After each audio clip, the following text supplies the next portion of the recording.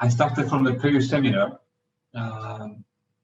giving some of my reading related to how Freud was practicing. I even said that in quotes that Freud was not a psychoanalyst. I said Lacan was a psychoanalyst, but there was a specific context where I said that. Of course, my approach is not to discredit Freud. I am a Freudian, as well as most of you here.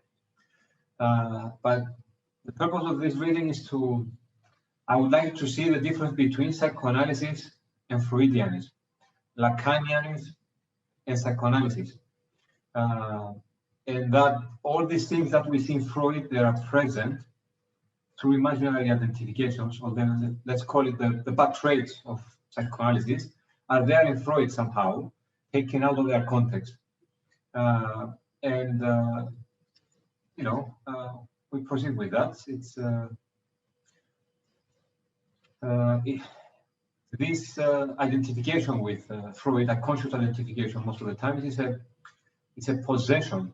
It's a sort of identification taking over those who read too much Freud, and they transfer to their practice the way Freud was approaching the text. It's one thing to approach the text, and it's a different thing to approach the case. Many psychoanalysts, my opinion, they read too much Lacan, too much Freud. What I mean by that, they just read those two greats of psychoanalysis, but without reading anything else.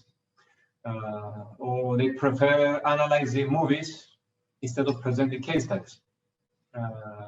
People call themselves psychoanalysts and they have one case. So if you don't have the quantity of analysis, there is something wrong. There is something wrong with your desire. Okay. I will say a few more things besides that, but I will take it one by one. Freud was constructing Moses. By the way, we are going to do part of it today because I have a lot of notes, and I will do like 3 or 4 seminars for the whole thing. Freud was constructing Moses in the same way he will construct the outline of psychoanalysis. Probably you know that the two texts are very near. They're in the same book, in the standard edition. And I suggest to read both of them, but read them as a myth, both of them, the myth of psychoanalysis and the myth of Moses. Where the creator of them, what is he doing, in my opinion? He is trying to construct a body, his body and the body of psychoanalysis. And of course, there is a lot about construction in the later writings of Freud. Before we go to Moses, I want to respond to 2 posts that were in the Facebook, I think, and they were sent to me without the name of the people who wrote them, but to respond, I like them. Somebody wrote that the object A is not specular, so it is not imaginary. It is not symbolic, so it is not a signifier. It is an object, but the object also. Actually, the object A is a threshold. If you are following my teaching of the act, based on the act of Lacan, the object is a threshold. And at the center of it, it's all of the above.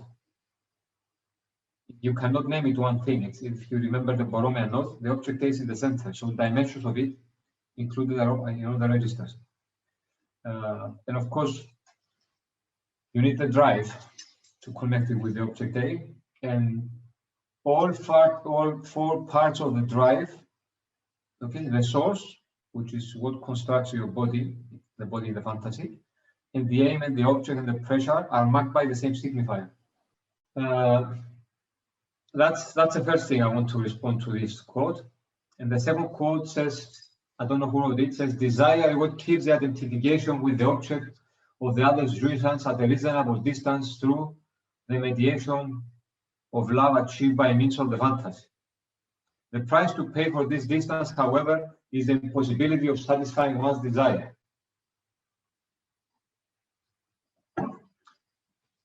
Well, quite a few contradictions here.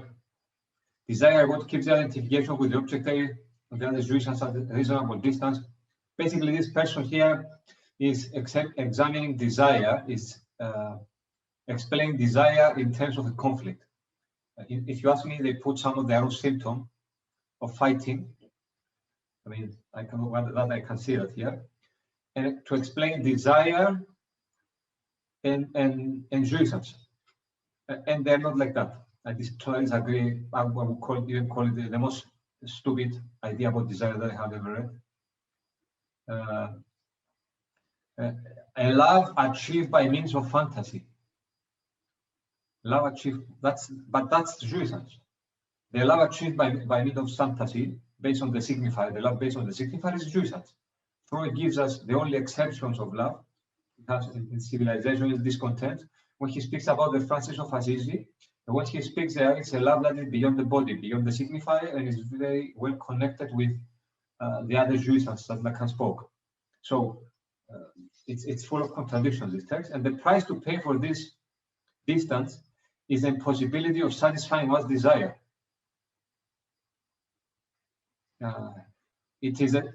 I assume that it is the same person who said that desire is a difference to the real, because that's how they explain it here. And desire as a difference to jouissance. And as I said, we can see part of his or her own symptom displays on their theories. I suggest more analysis to this person. The third thing I want to say is also connected with the text that we're going to analyze in a few seminars, is the difference between technique and ascesis. I think ascesis, ascesis in Greek, ascesis is in English. I want to give you a question because a lot of people say psychoanalysis is a technique, including Lacan. I'll go to Lacan a bit. So if psychoanalysis is a technique, then what is the technique for desire? What is the technique of desire? Can you be a technician of desire? Nobody had ever questioned that. If it's a technique, are we technicians of desire? We are not. If you practice as a technique only, then what you can do is just to refine jouissance. That's the best case scenario you can do. And I understand that. And if any of you can show me how to be a technician of desire and the act coming with desire, then I'm changing all my statements, because I believe that psychoanalysis is an ascesis in the terms of we have no idea what we are entering. And many other things that I said, I'm not going to repeat them. Of course, people forget that Lacan went to speak about the technique of psychoanalysis to Japan, but when he was returning, it is when he had that experience of seeing the river from above, he conceived the letter in the form that he conceived it afterwards. So I would say that he went with the technique and he was returning with the ascesis, because there is no such movement. The only movement you have in the technique is a metonymy. That's why people connect desire with metonymy. And the metonymy within the fantasy, within the metaphor, has nothing to do with desire. Okay. Another comment I was saying, actually three, they sent me 3 comments, it says here, a recent seminar on true and false psychoanalysis. Yes, there was a title of the seminar saying about the true and false psychoanalysis. And there is something more here that they sent me. Again, I don't know who is it. Probably it's in English, the seminar. The only response I have here that Nietzsche said that only a very evil person will separate good and evil. So that's my response to this title.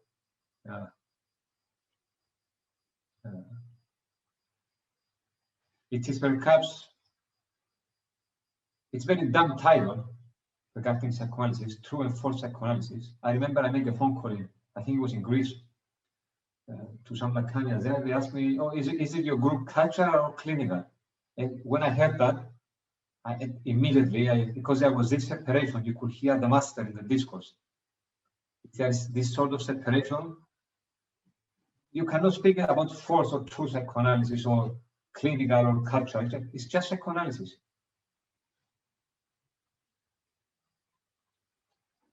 Okay. all of this.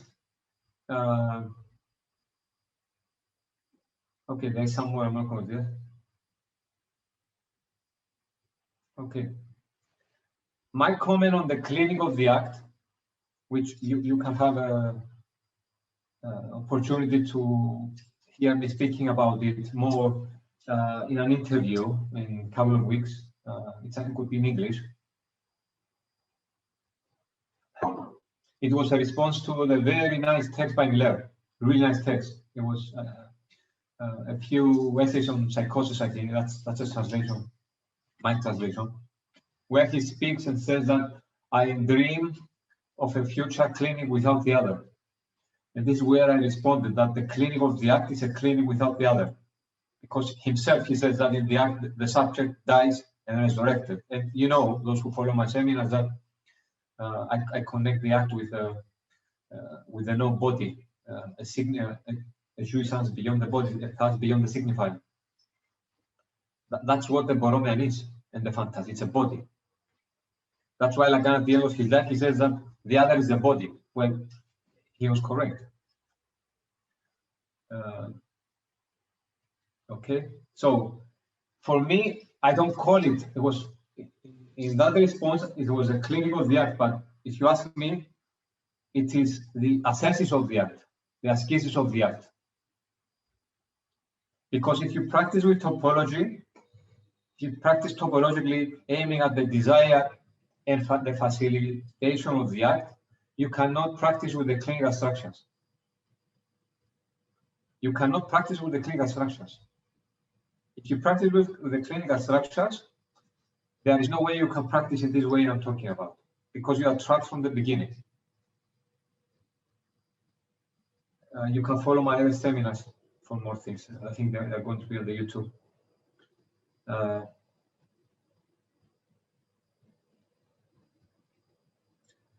What is the other? It's language. Is it a symbolic? No, it is a language, but what sort? It is a piece of the infinite, of the apiron, that becomes desire of the other. I prefer call it the jouissance of the other, with which the subjects connect to the world. How do they connect to the world? By identifying with this so-called desire of the other, they form their other, nothing more than a space where they can connect in the field of love with the world, mother, father, if you prefer. So when you say beyond the other, we don't mean without language, but without the topology of this specific language. This means and it leads to the creation of neologism. Okay? But of the sort of the verb, not just the naming. Okay? And you kind of create a hollow phrase and where the faith and the act are one. Here is the literal. Besides the metonymy and the metaphor, you've got the literal, which is on the side of the act.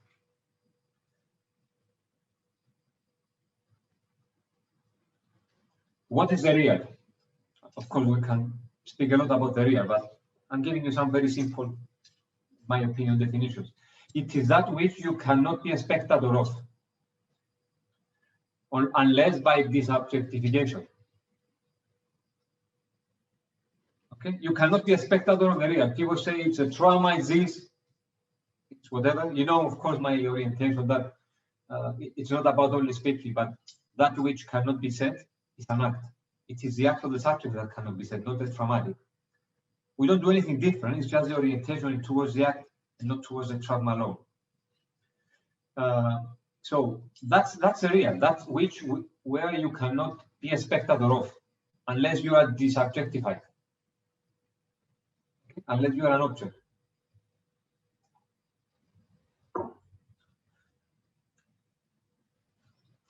To find the truth. How does construction analysis support this? Okay, people speak about the construction analysis and then constructions they help at the end, whatever. But how does construction analysis support in the finding of the truth? Let's add something more here, some spices. How does any possible construction in supervision as well, because people say, oh, we need to have the clinical cases, the clinical structures, because we need supervision, blah, blah, blah. How does this construction, even in supervision, supports in facilitating the possible space of the art. What is constructed in analysis is psychoanalysis itself. I told you the story that Lacan gave a metaphor to Eric Laurent. He gave a metaphor based on what psychoanalysis is, and this is what you have to do every session with every analyzer in the beginning, in the preliminary sessions, not to check their structure, but to find a metaphor to tell them, this is what we are going to do. You have to be very creative, and with every single analyzer, to create an etymology. What is psychoanalysis? Oh, it's going to be like a novel, and you are going to write it. You are going to be a protagonist. This is what Lacan says to Eric Laurent. And you have to create psychoanalysis every single time. And by doing so, you are created as well. And in order to facilitate that, you have to go beyond the body. If you don't go beyond the body, then you cannot write. You have to practice with the structures, which is also an honorable way of practicing psychoanalysis.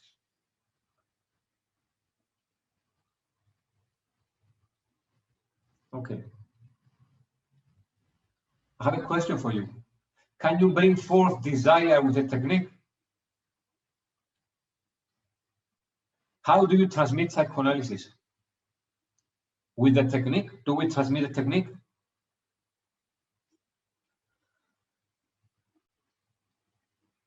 My answer is no.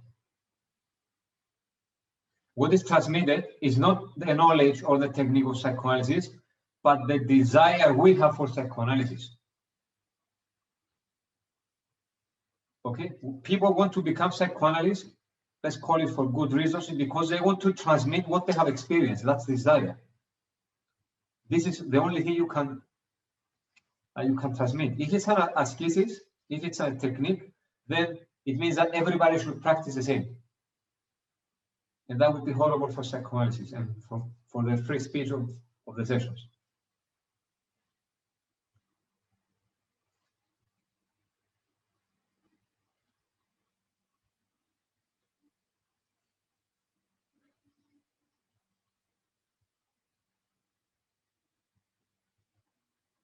Okay, Freud names the book about Moses a historical novel. Not many people pay attention to the way he names his book. He names it a historical novel, and then the title changes.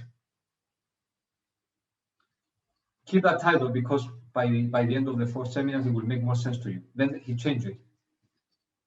A historical novel is how one writes with a breath of his desire. Desire is a legend to be enacted, as I said many times. That meaning that it is not there beforehand to be read, such as a fantasy, which mistakenly considered to be support to desire.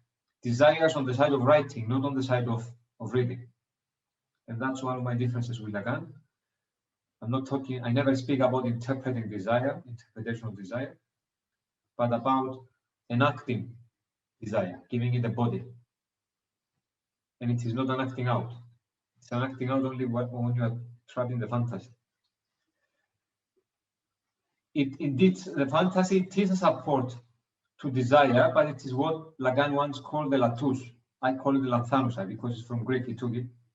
It means mistaken. It's a mistaken desire. Topologically, it's a mistaken desire in terms of the Borromean. This historical novel, initially titled as such, is very important for many reasons. One being the fact that it was one of the latest pieces that Freud wrote. One of the signifiers that are repeated there, it's even in the footnotes, it's these two words, proper names. Okay, I think Angelos is here. He's doing a wonderful work with the proper names. So Freud mentions a lot of the proper names. He also mentions the proper names of Yahweh, of course God, and the heretic king Ankenaton. He calls them proper name. Moses is called the greatest of their sons, of the Hebrews. Okay, that he will deprive them. He will deprive them through this book.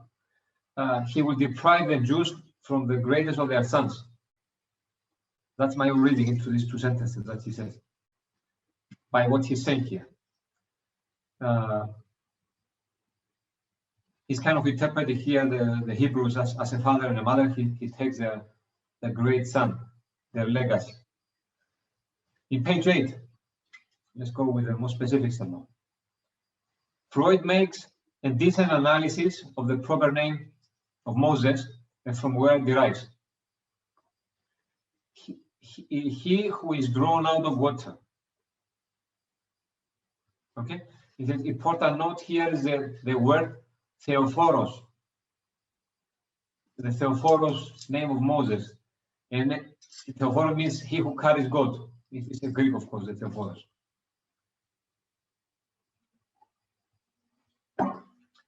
There is a mention of a technique used in the interpretation of dreams as well.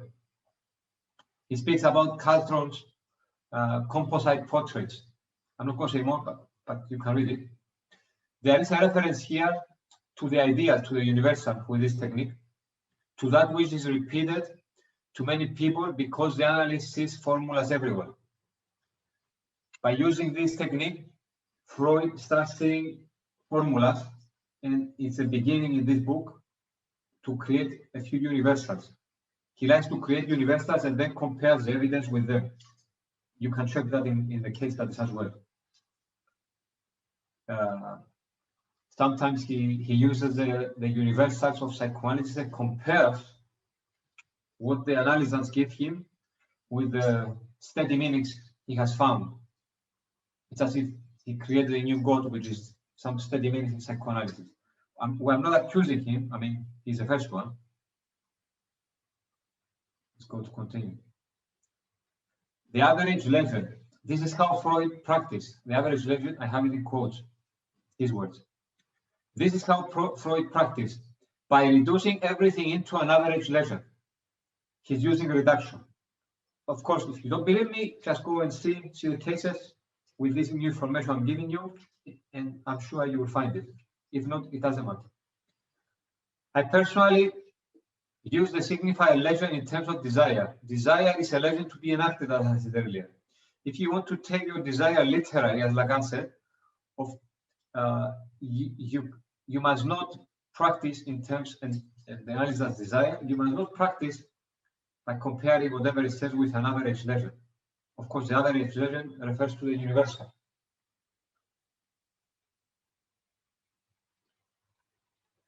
We also see in this text how Freud approached dreams.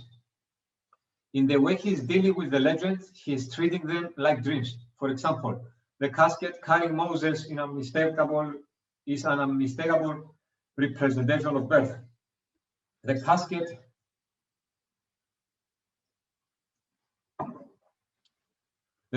is the womb, and the water of the river, the amniotic fluid. Okay? Well, if you didn't tell me it's Freud, I would tell you that this is the most stupid interpretation style I have ever heard of. Why? Some of you might know. Because it doesn't take into consideration the other context of the subject. And unfortunately, this is how many psychoanalysts from different orientations practice. They practice. This is a position of knowledge, this sort of interpretations. Of course, I know in the interpretation of dreams, he says, yes, but at the end, the analyst gives the meaning, blah, blah, blah, blah, blah. But here he's doing something different, and in other cases. So you've got these standard metaphors, and you are functioning by reducing the knowledge into that. The metaphorization of the casket, etc., is reduced to being in the mother's belly, a reduction on the level of the organism from which Freud has never managed to escape totally. If you read other works of Freud, and you read it and he says all this nice stuff, when he has difficulties, he returns to the body, not the body, the organism. He starts speaking about the organ. He was a neurologist. He was returning to that. Okay? When there was some sort of a blind spot or some difficulty in analyzing, he will return to that.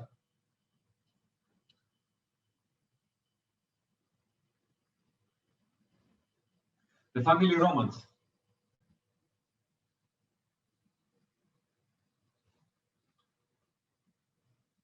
I'm not going to. Yes, okay. Queens and kings. Symbols of the father and mother because of evaluation of parents by the child, says Freud. When the child overvalues the parents, then he can see them in his dreams or drawings or whatever, like as kings and queens.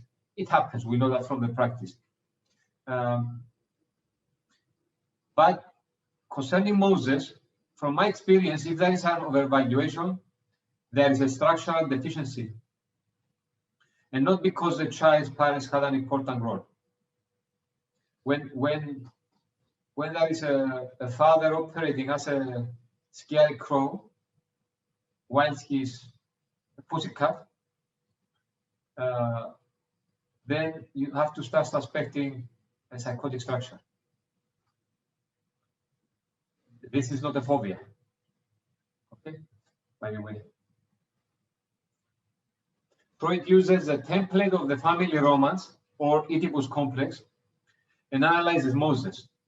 And when things don't fit to the structure of the romance, for example, where there are contradictions to his formulas, he tries with assumptions and interpret what I call here the interpretational constructions. When things they don't fit, he starts giving these interpretations to construct something, and then he uses it to take it further. These are a mixture, these interpretational constructions, that's my term for what he's doing. It's not there. Are a mixture of assumptions and logic based on a universal. I will give you an example.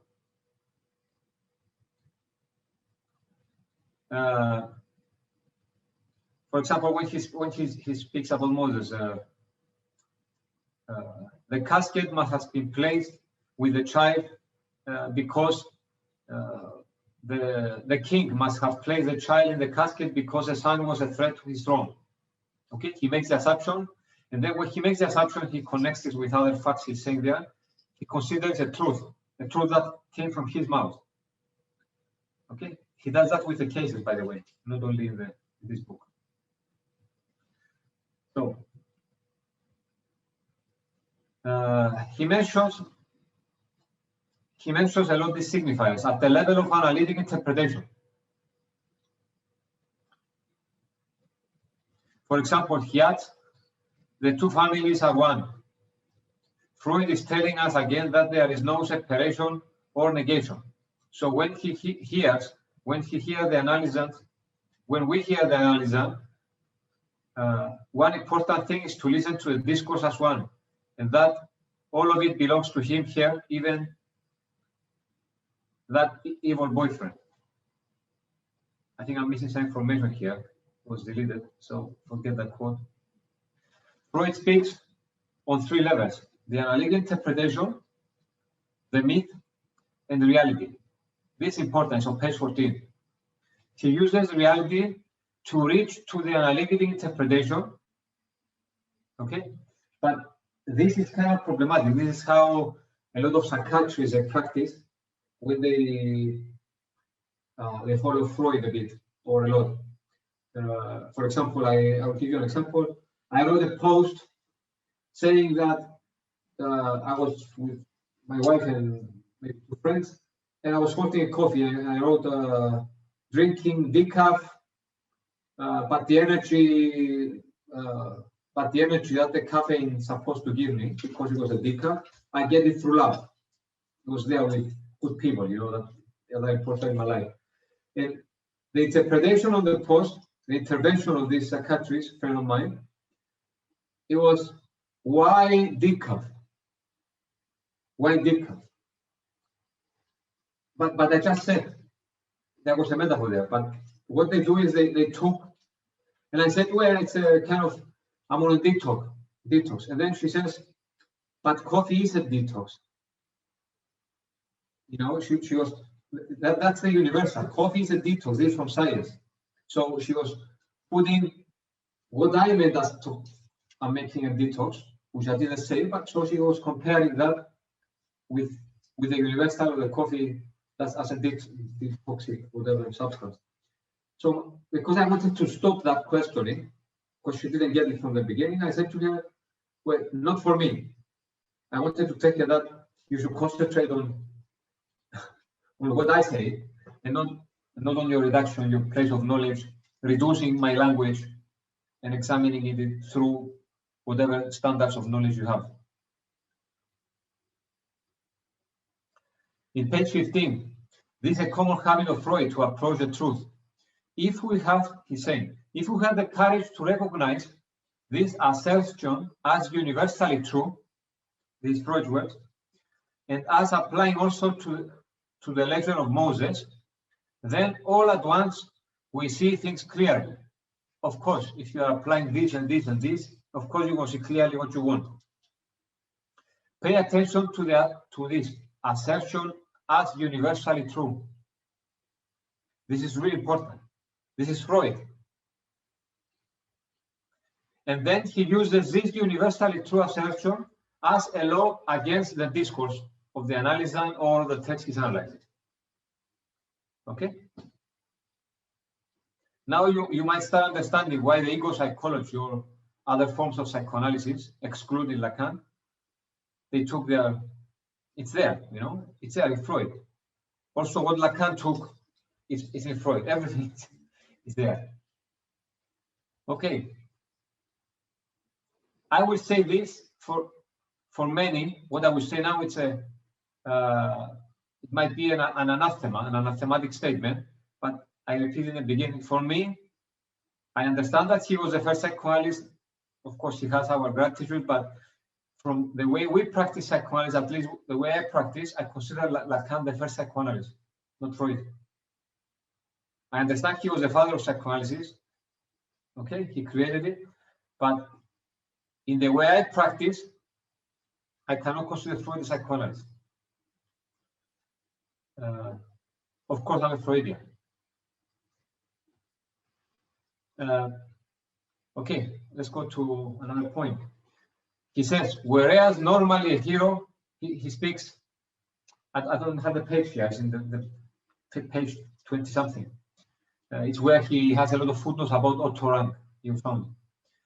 He wrote this quite famous book, but the Birth of the Hero, I think, which Freud approved in the beginning. Pay attention to the normality. He uses the word normality, these quotes there. Read other texts of Freud.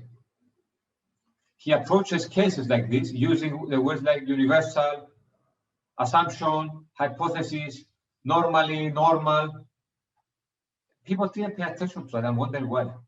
And he uses these normals to compare the discourse. And he does that more times. Of course, you can see the use of the signifier there, but in most cases, this is the way he practiced.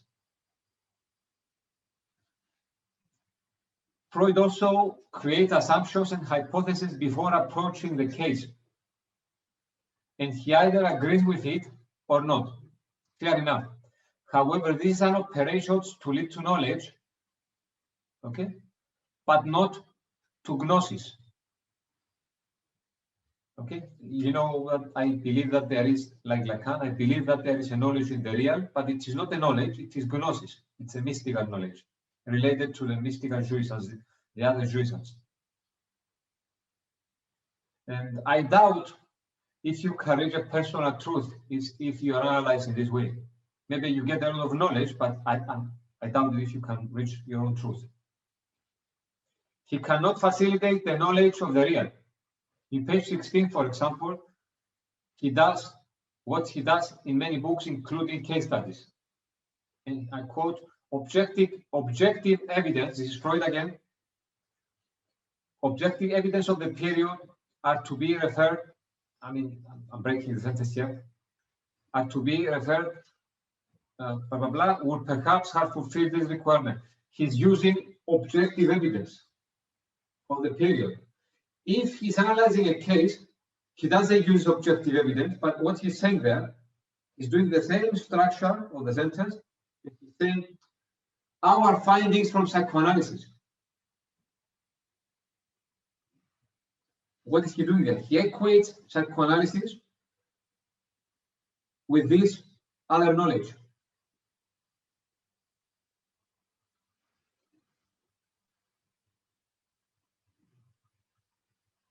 Okay.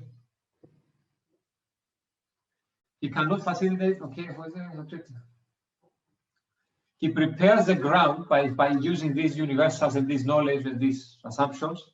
He prepares the ground for his legal narration. He reminded me a lawyer, leaving no doubt or space for question to the other. Okay, of course, I think I said the last time, but in a couple of his books, he uses a technique speaking to himself as if his alter ego is asking him questions.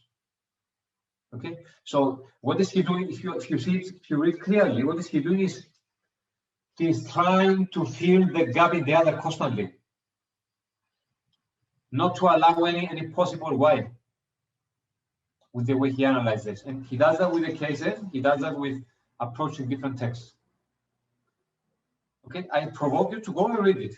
It's very simple.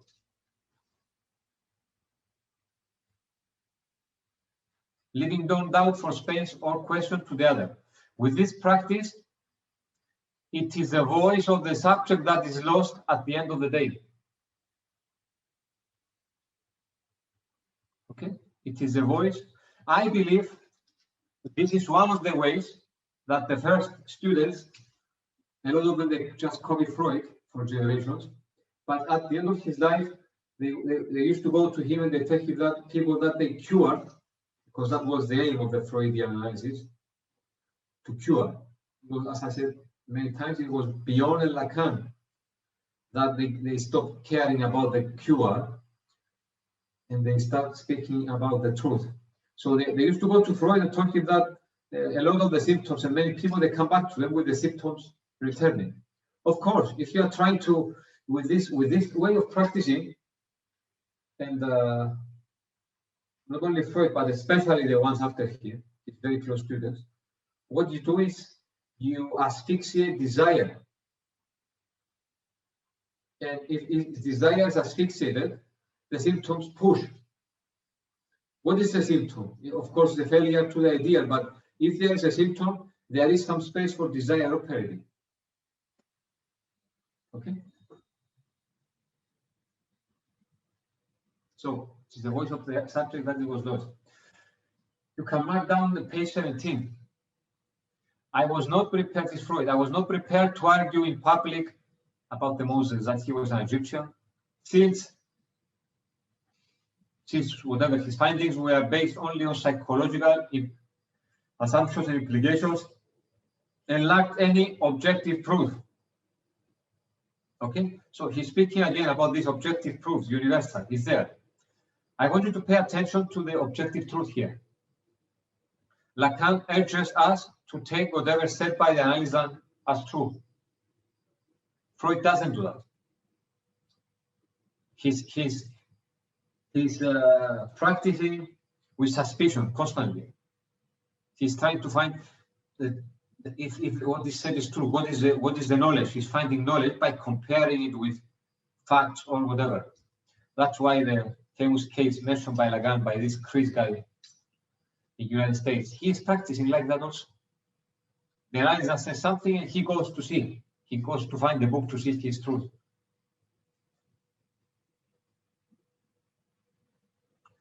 Page 19.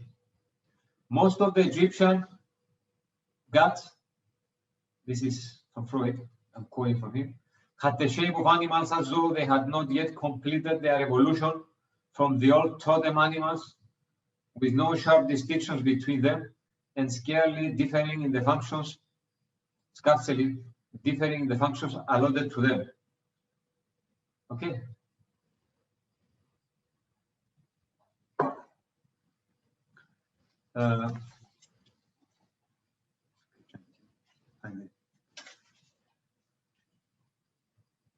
Yeah, I have to read this a bit more because it's important.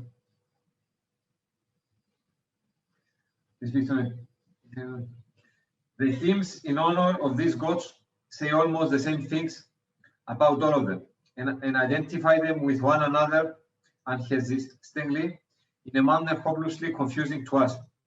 The names of gods are combined with one another so that one of them may almost be reduced to being an epithet of the other. Okay, what is important here? let me analyze it because. Okay, I want to ask this question. Why the evolution of a religion is considered regarding its relation to the anthropomorphic shaping of its gods? Why is this an evolution? Of course, anthropologists, they have their own theories, but I'm asking Freud now. And the note here. Again, I want you to see the assumption there.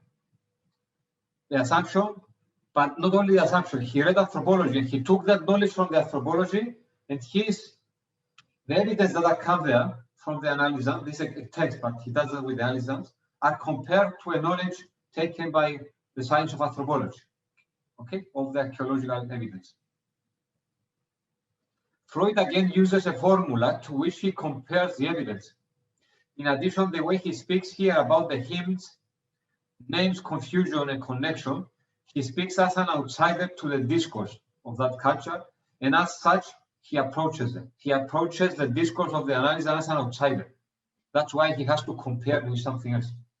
Lacan doesn't do that. Lacan was entering the discourse. What is to enter the discourse? Is to leave your body behind. What is a body? It's your fantasy. It's your world. That's why I spoke about the asceticism of the psychoanalyst. To be able to leave your body, not to understand your signifiers, but to be able to enter that discourse. And to embody desire, of course. And this lack of embodiment of desire is a result that psychoanalysts, they don't have analysis. Ask most of them, they have a second job. In a world that is suffering from all this depression, all this stuff, most psychoanalysts have a second job.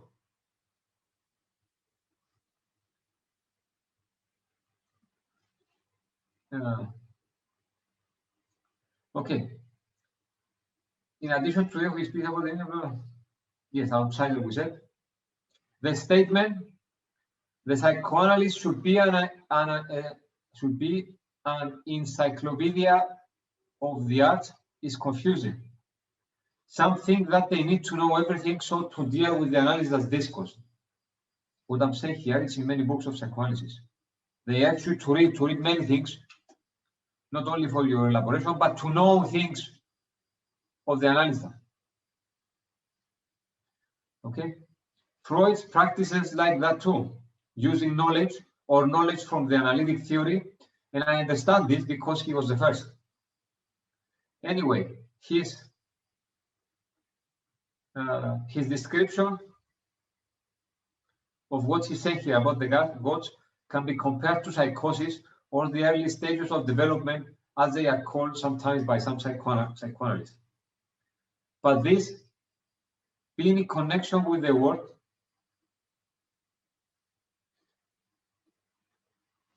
but also this way of everything is confused, everything is one, this connection of the world, it's also characteristic not of psychosis, but of the person who is awakened, the person who is meditating, the person who has access to their own desire, who can go beyond their body. So the same characteristics that he considered immature and the first stage of the evolution actually is the opposite, is where the analysis should go, in my opinion. If we want to be awake. Awake came from what? From the hypnotism of the other's discourse, where we are objects. And it is a topological function that I believe Lacan will appreciate. When Lacan made I think it was the Moebius strip, yeah, the Moebius strip. There he said something without saying it. He did say only the woman does not exist, but the unconscious does not exist. But in what way? The unconscious doesn't exist as something that is behind. The unconscious doesn't exist as something that is behind the discourse or the opposite of something else. It's just there operating constantly. If you follow the sides of the Moebius strip, what is on the bottom, it's in the upper. It's constantly changing, shifting. Okay, so what has been removed from there is that line separating and making a lot of psychoanalysts thinking in terms of below, depth, and surface. And they explain psychoanalysis like that. Oh, CBT is for the surface and psychoanalysis is for the depth. That's a very stupid explanation.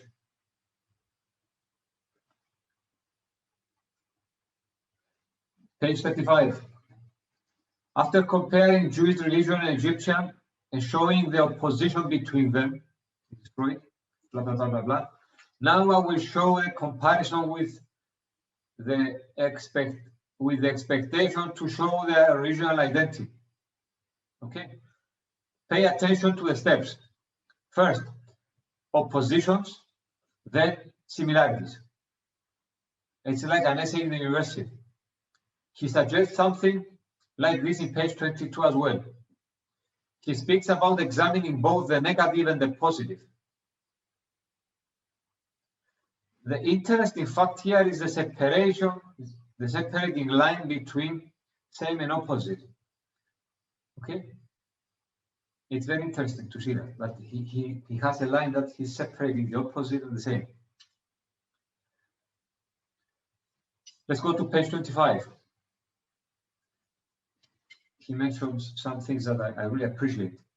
He mentions a phoneme that Lacan, some Lacanians, they consider it as another object A, the phoneme. The name, he says, the name Atem, which is an Egyptian name of a king, he says, yeah, this sounds like Adonai, Atem Adonai. I don't know the exact pronunciation, but there is something there. So Freud here hears the signifier. He has access to the signifier. And of course, you can see that in a lot of his cases. He's using language as well in what I said. Whilst earlier, he was working with the healthy ego style, with this opposite and the same. These are practices of the ego psychology. But now he's using the signifier. Page 27. At the end, and then at the beginning of the page 28,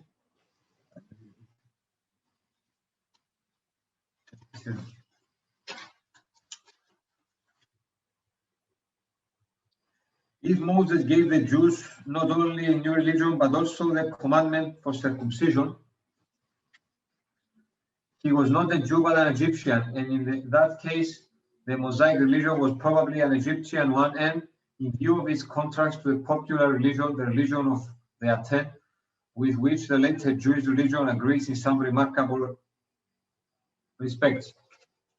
Okay, what's important here? The way, if you read these pages, I'm not going to read more, but it's very similar to the way Aristotle was analyzing. Aristotle's way of analyzing was called the organon. Okay, it's a very special way of philosophizing. Read it. It's very important. If you want to produce a space, that's my response to it, this sort of analysis, okay? If you want to produce a space for the act of the analysis, you don't practice like this. This is the direction to cure with knowledge, not even with the truth, because by using this Aristotelian organon and the way Freud is mentioned here, you just create absolute meanings. And the absolute meaning, it has an impact on the analysis. And the only opportunity they have is to identify with the analyst discourse interpretation.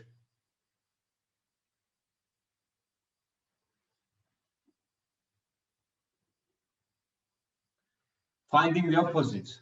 Another technique that Freud uses in dream analysis as well is replacing with the opposite.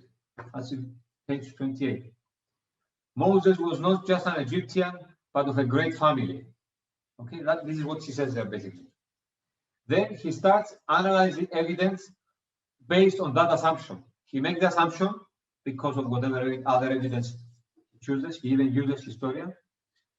And then, but that's a text, that's understandable. But basically, I want you to see here that he creates assumptions, even with his cases, and then He takes the assumption as a truth,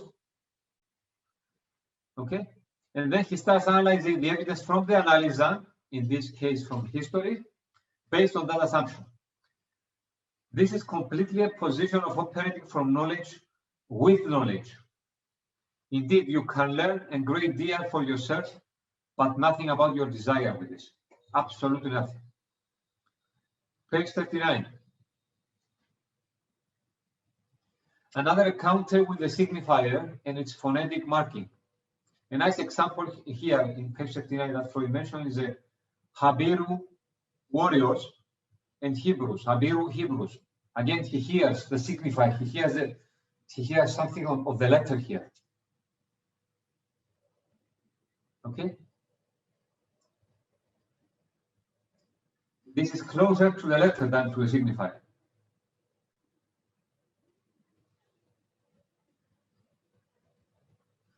The connection with the signifier then leads to a historical construction. He follows language here. That's very nice. Then, when there are signifiers, but I want to explain something further here that happens in many practices, practicing analysis.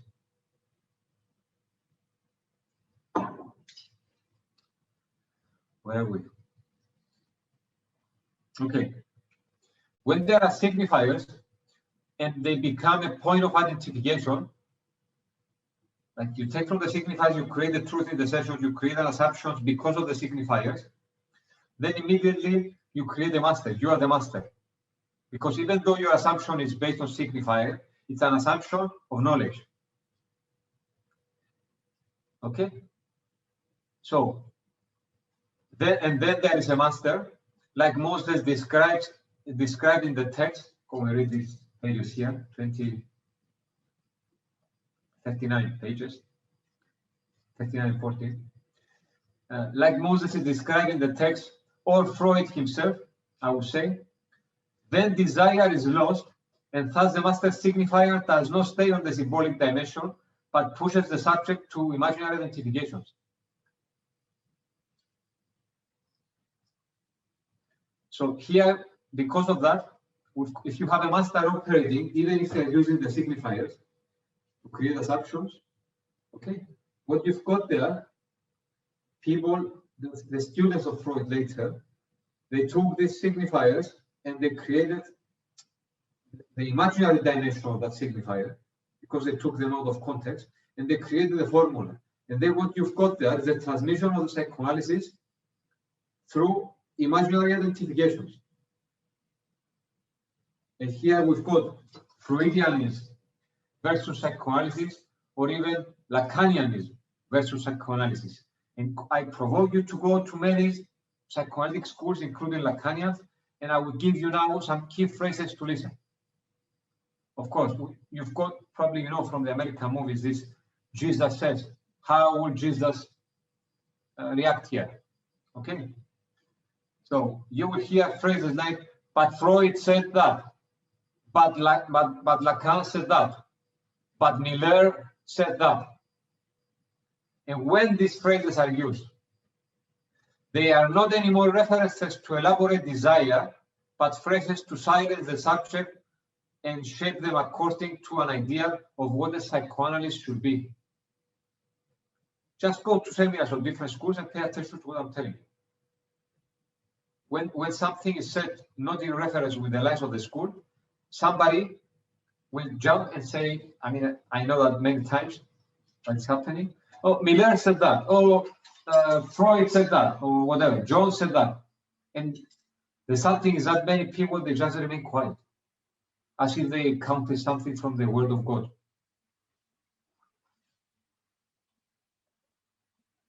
Of course, it happens with many psychotherapeutic schools. It happens in the schools of psychology and psychiatry. You cannot even think further. I know psychiatrists that they speak about Freud, and the other psychiatrists accuse them that they are not scientific.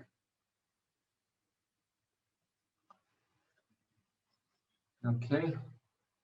Read page 30, where Freud speaks about circumcision.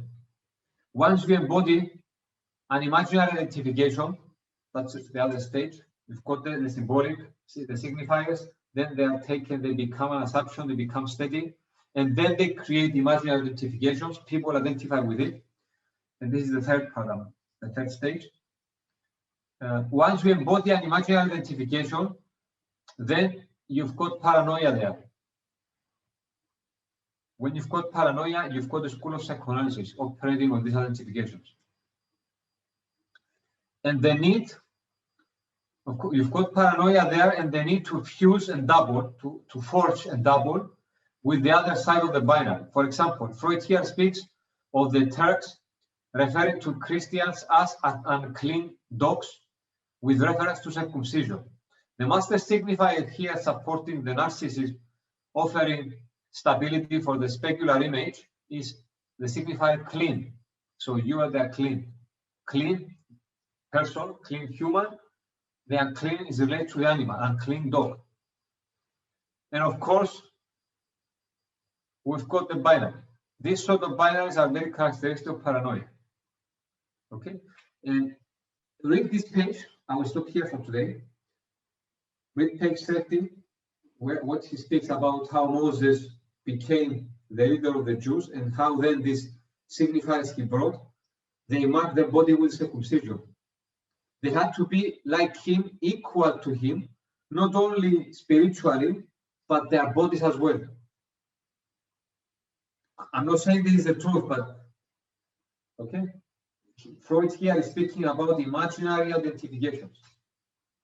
If you want me to add something about circumcision further, this is a position that St. Paul, Apostle Paul, was holding in, I think it was a 63 AD after Jesus, and they were holding the first council of the apostles, the first ecumenical meeting of the church, and they were dealing there with a lot of the Gentiles. They called them Gentiles, the Phrygi in ancient Greek. That a lot of them, they wanted to come and become psychoanalysts, Christians back then. And of course, St. Paul says, okay, we have to do whatever we do, they have to be circumcised. And St. Paul, who was also educated, besides the Temple of Solomon, he was educated in Greece, in Asia Minor. So he knew that the Greeks and the Romans and whatever the ancient world, they wouldn't accept that because they were making fun of that practice. So instead of having this literal marking of the body, it's important what I'm telling you, that Freud mentions here, okay, he's our great man, he became the idol, so we want to identify with him, to be as great as him, so we circumcised. He spoke about to circumcise the sin from our heart. He gave a metaphor there. Okay, he moved it from paranoia and he created something symbolic. And it's the same person who spoke about the body of the resurrection, which I mentioned many times, the pneumatikon soma, which is, I equal it with the non-body and the feminine jouissance, which is a jouissance beyond the signifier.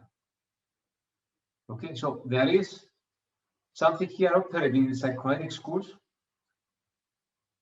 that the body of the psychoanalyst has to be Freudian as well. How is a Freudian body? Well, I will add another question before I finish it here. I want you to think, how is a Freudian body? But how is the psychoanalyst body? How is it the body? If you are not Freudian, I'm referring to this literal marking of the body to become a Hebrew, to become a psychoanalyst, the metaphorical one. Okay, let's pause here. I've got so many notes, but it's an hour plus I'm talking, so I can take some questions if you want.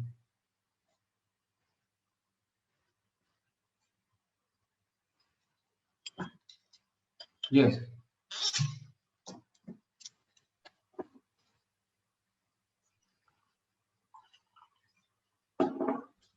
Nadia, questions? I wanted to ask something. You said about Freud is trying to fill the gap in the other all the time. Yes. That gap is the gap where the desire resides, where it could, like, what? Could you elaborate this a little bit? Yes. With the way he's approaching the text, and many parts of his cases is by feeling he's not allowing any dispute. He's giving absolute interpretations, and he's filling that gap. So he's not allowing for a unique solution. Let's use Lacan. He's not allowing for a unique formation of the real. And why is it formation? To form your own real, to form your own solution, it is the same way that each psychoanalyst, this is what we did in our school, by the way, we allow them to have their own access to the real. So by filling these gaps, you are producing this absolute knowledge, and then the person, the subject, the only thing they have to do is, because there is no desire, the desire is lost there. The only thing they can do is to identify with the psychoanalyst, or to identify with the analyst's desire. And what desire is here? The analyst's wish, not desire, because it's not desire proper here. It's a wish for cure here, for what I say to be true. Yes, it relates to desire. Could the reverse happen, where an analysand tries to fill in all the gaps? Of course. The session? Yes. We had that with obsessive analysants, and or not only obsessive, I wouldn't speak in terms of distraction, but with people that when they don't give in to their free association, they're kind of analyzing before they tell you, they're trying to fill the gap in the presence of the other. It's the free association is quite difficult to cure. It's very difficult. And actually, in many of my seminars, I say that sometimes it's the end of the analysis. If you are able to speak freely for what you want, that's free association for me. But to achieve free association, like actually to speak so freely, okay, it's a really big progress in analysis. A lot of people, they're analyzing in themselves before they speak. But it's not the same. The articulation of the voice is not the same, because when you start speaking, you are losing it. You don't have control.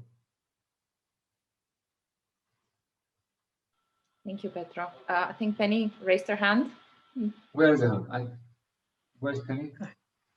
That's okay. I'm here. Actually, Nadia's indication is kind of in the zone that I mean. Thank you for your presentation. Many valuable points. My question relates to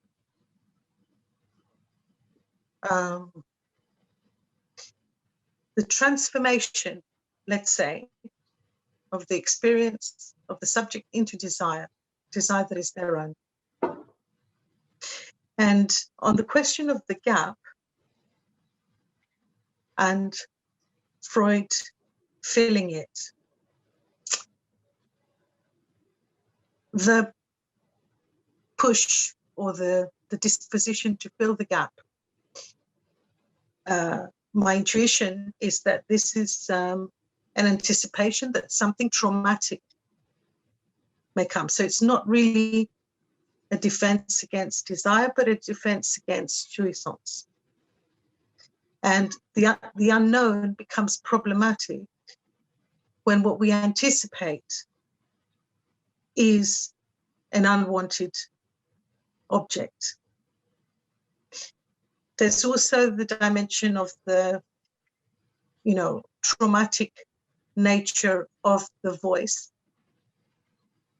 both of one's own and of the other. And in terms, maybe you can do it today, or maybe you can, you'll bring it into other seminars.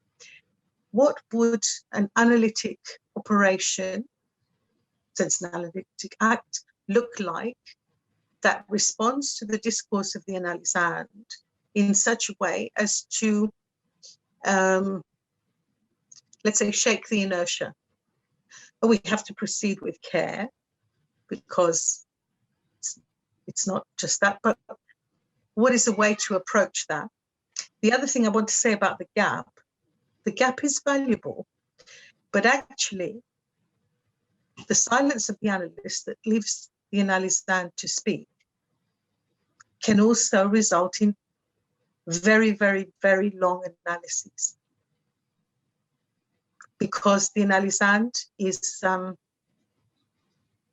going to be self-censoring and speaking within the limits that they suppose to the analyst.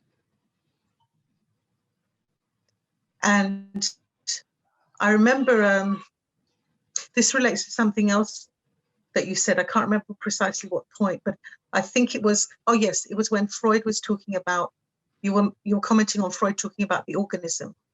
And it occurred to me this week, the best way I can describe it is kind of little joke that Eric Laurent made once about somebody who lost their wallet in the bushes, but they were looking under the lamppost for it. And when they were asked why, they said, well, because there's light here. And the thing is, there's the fundamental enigma of the status of the living being. And I like that, you know, the direction that you're taking, a sustained direction for a depathologization of the phenomena of life from within the human experience. Once we begin to put people in clinical structures, we're pathologizing and framing it within a certain quite limited perspective, and it limits our resources and our possibilities for access to desire, which is, you know, desire is outside all of these. Original desire is synchronic, it's in the moment, outside of all signification. The thing is, how do we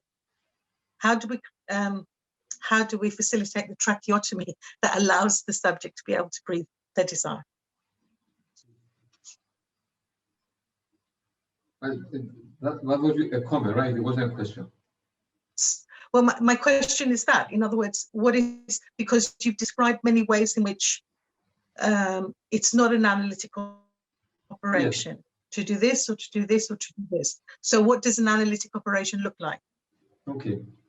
Well, that gives afterwards that there is an expansion of the flow of life, desire, whatever that is, constant with subjects want to be. Yeah. Well, there are many things I can say, but I will say just a few now. The first thing is for the analyst to have desire, to have access to their own desire, not to what they consider as desire, but is useless, to have access to their own desire. And if you have access to your own desire, you are shining. Henry Kissinger spoke, and it's very funny that I will mention Henry Kissinger in a psychoanalytic seminar. He spoke about Mao Zedong. He says that when it was one of those people that when they entered the room, he just filled the room, and you felt something on your body. It was very important what he said. So I cannot, if the only thing we can transmit is desire, then we transmit desire with our presence, with our being. Okay, so that's the first operation, to have access to this sort of desire which is connected with the act.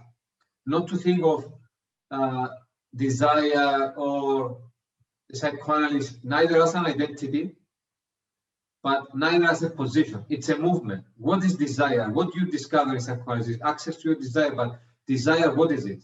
It's a way to approach life. If you don't do it through the metaphor of the fantasy, it's a way to approach life. So that's the first thing. And by doing so, in analysis program stages, when somebody comes there, you are still operating from that desire, and you can transmit it. How do you transmit it? You challenge in the preliminary sessions, you don't want to see the clinical structure. You don't protect the ego, but you mark the discourse so to see if there is desire. This is what Lacan called the aggressivity. You want to see that desire, and how do you see it? If after a few sessions, what I call my preliminary sessions, they don't get the signifier, for good or for bad, maybe they're not ready at that moment, whatever, maybe they need something else, and they still insist on the symptom without giving you different signifiers, then this is not the time for them to analysis. You will have to use your body in analysis. You have to get away from your desire and put your body there. That's why a lot of psychotherapists, they say you need to have a strong bond to practice psychotherapy, because they practice with their body. So I have a lot of steps to tell, but my response is this to you. How is a proper operation when the psychoanalyst does not practice with their body? In one sentence. I gave a few examples, I can give more, but in one line, this is it. I can do another seminar later because I like your question, by the way. I really like it. But it's based on that, to practice and to live, to be able to live without your body. But what I mean by that, I spoke about the feminine jouissance. When you have access to that sort of desire, okay, then you've got access to what Lacan mentioned, the Freudian asceticism of language. It's very important that he used the word asceticism there, Freudian asceticism. It was in the Ethics of Psychoanalysis, in the first 30 pages probably. And nobody pay attention to that. It's so powerful statement. The Freudian asceticism of language. When you have access to that, it's you don't receive a body because of the fantasy and the word, but you provide the body to your desire. It's a different. You provide your body to your desire. It's not a vehicle to carry your fantasy, but it's a vehicle of your desire. Hearing you, I think you've already illustrated it in the Kissinger comment of Mao Zedong. Yeah. The thing is, and in a sense, precisely what the subject is censoring themselves is to not fill the room. Yeah. Yeah. Yeah. Okay. And so this is what has to be somehow transformed. Is the idea that the subject has to, in order to be, acceptable to the other, one has to not fill the room. And the gap is to allow the subject to, or not even to allow, it's to enable the subject to change their mode of operation, because it's the subject that has to shift how they function with their thought, what they give consent to, when they hold back, when they, allow and such. So that it's really that which has to transform so that the subject directs their own life in all its dimension in a creative ways, and to allow presence, which is not the same as dominating, but it is about presence. And I think you. I was speaking with a few psychologists and psychotherapists in the UK. This is a problem in the UK also. They told me, these are training analysts, and they told me that people, they become psychoanalysts and they register by having only 2 cases. And the most important part of their training, it's not just to get knowledge or go through 4 years or 5 years or 10 years of psychoanalysis, but and this is where I consider the pass. This is the real pass, and this is the pass of our school, by the way. To become analyst of the school, you have to achieve that. How do you establish yourself? Not as Mao Zedong. I wouldn't like him to be my analyst. But how do you establish yourself in the social bond beyond you, without using discourses that are related to, oh, I will cure you from depression. Yes, depression is CBT, but with psychoanalysis, you go to the root of it, without using that. Basically, how do you establish yourself as a magician, as a shaman? Why people should come to you without giving promises? So that's the actual path. That's why I ask most psychoanalysts I know in England, in the UK, they are, when they hear the number of cases that we have here, the analysts in Cyprus, they are amazed. But it's not because here actually it's more difficult for people to come to analysis. They are less open-minded than in the UK. But the failure of the psychoanalysts to establish themselves as a point of reference, it relates to their own desire or to the way they were analyzed with an analyst that didn't have access to his own desire. Yeah, I think, again, what you're saying makes me think that for the analysand has to come to be able to cope with living their own presence and not be intimidated by or distracted by their reaction to the other. That's the work. It's work, and it leads to not to cure, not to a discovery of the truth. Yeah, it's nothing to do with.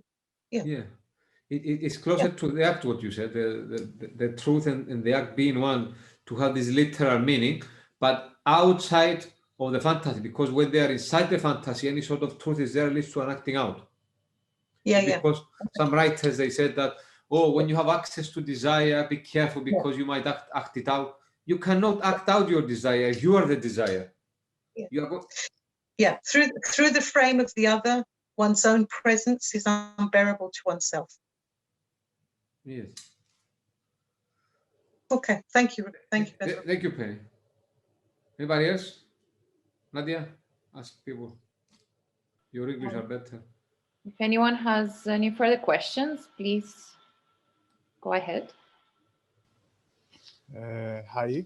I'd like to ask a question. I was reading the other day a text on repression, and it actually made me think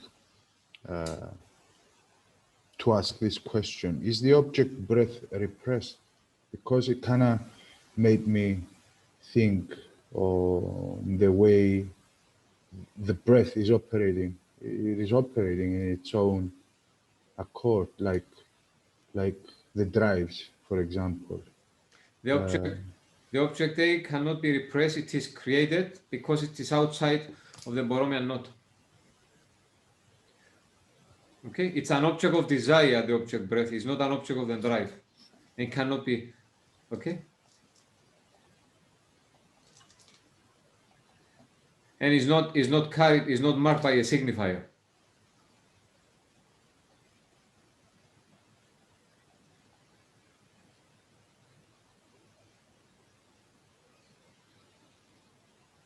If you cross the fantasy, but there are many ways to cross the fantasy. There's a Tom, whatever, all this stuff we said different times. But if you are going to operate on the mystical feminine jouissance, it means that you go beyond the body. If you go beyond the body, you go beyond the Borromean knot. This is where the breath is. Okay, so it cannot be repressed. It is created in the same way. The analysis is created in the same way that desire is created, because desire proper, it cannot be separated from its act.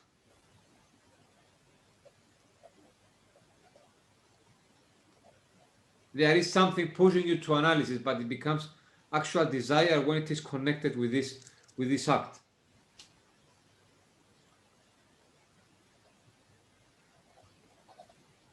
Anything else, Marino?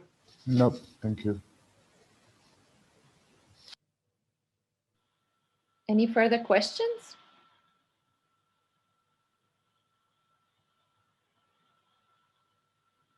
Raise your hand.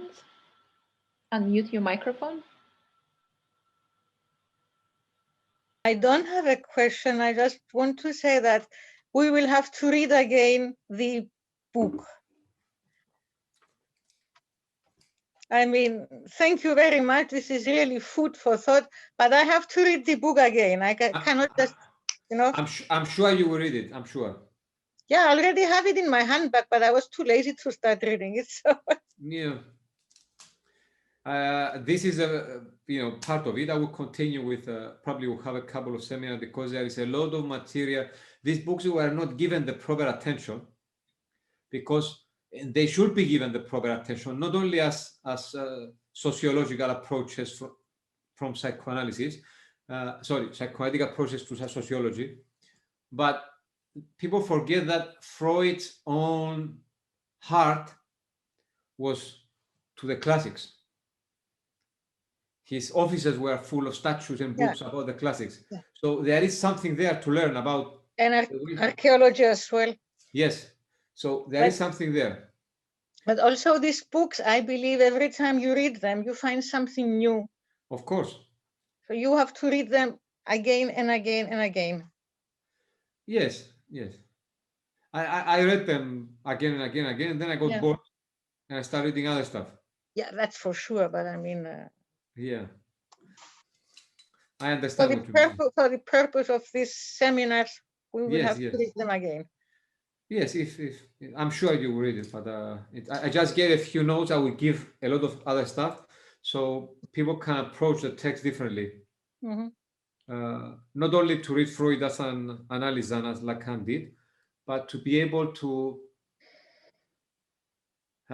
see what was transmitted from Freud to Lacan, but also to the analysts, because anything that you see in psychoanalytic schools, everybody's claiming that it's a child of Freud. It's all there. Somebody took something from Freud. Okay, I took the breath, the object breath, from Freud. I saw it there, but he didn't have the conception. There are a couple of cases that he mentions the breath. One is in Moses, by the way. I will, all the few seminars I will tell you. But according to Richard Klein, because years ago when I mentioned about the object breath, he really liked it, and he gave me the reference, some of which I had, and he told me his own interpretation of that Freud could not. He was speaking about the breath, but he couldn't touch it in the way you do because he didn't have the conception of the object A that was given by Lacan. So we're lucky because we've got both Freud and Lacan's contributions, and we can create our own voices as a school, or not. I have apologies. Yes. No. So while I was writing, I started thinking about breath, the object of the respiratory drive, that title. Since we said that it's beyond the Borromean knot and it has to be created, you mentioned in... Marinos, by the way, it's the editor of my latest book, The Breath, the Object of the Respiratory Drive. Yes.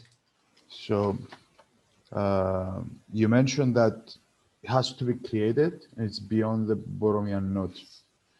You mentioned in a meeting we had with some other people that the drive operates in an elliptical type of movement. Yes. Whereas when we go beyond the Borromean knot, we're talking about straight lines. So we go beyond identifications.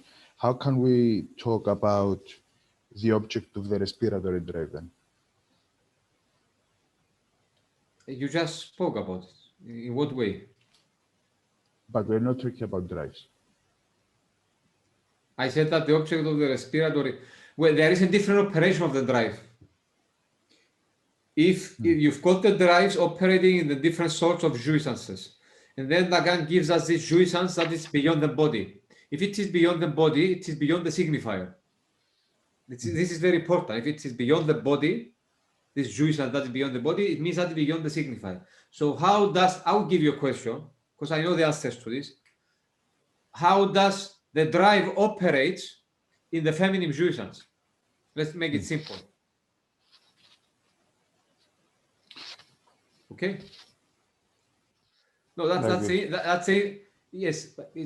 infinite. But in the drive, let's think of the infinite, and then you've got one point of reference in the infinite, which is the object A, and then everywhere you go, you have to go and pass from that object around it.